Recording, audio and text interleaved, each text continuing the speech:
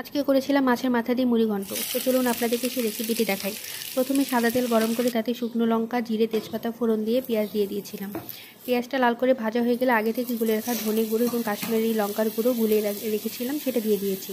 এরপরে এগুলোকে ভালোভাবে কষাতে থাকবো। কষানোর মাঝামাঝি পর্যায়ে আমি এখানে একটা ছোটো আলু ডুমো করে কেটে দিয়েছি আর একটা টমেটো কুচি করে দিয়েছি। টমেটো দিলেই স্বাদটা খুব ভালো হবে এবং গ্রেভিটা অনেক সুন্দর হবে আর কালারটা ভালো আসবে। কষানো হয়ে গেলে এবং তেল উপরে উঠে এলে মাছের মাথাগুলো দিয়ে দিব।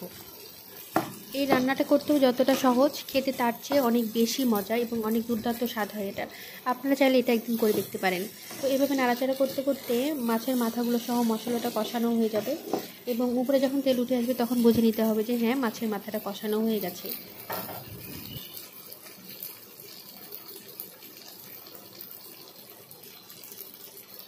এরপরে আরও একটু জল দিয়ে কষিয়ে নিয়ে যখন তেল উপরে উঠে আসবে তারপর তাতে দিয়ে দিব 150 গ্রামের মতো পোলার চাল। তো পোলার চাল দিয়ে মশলাগুলোর সাথে অনেক সুন্দর করে মিক্স করে নিতে হবে এবং সুন্দর মতো প্রায় মিনিট 5 ধরে ভেজে নিতে হবে। এরপর পরিমাণ মতো জল, এখানে আমি যতটুকু চাল নিয়েছি, যেমন 150 গ্রাম চাল নিয়েছি তার ডাবল জল দিয়েছি। জল দিয়ে 15 থেকে 20 মিনিটের জন্য ঢেকে দিয়েছিলাম। তো দেখুন 15 থেকে 20 মিনিট পর আমার কত সুন্দর ঝরঝরে পোলাও তৈরি হয়ে গেছে। ধন্যবাদ সকলকে।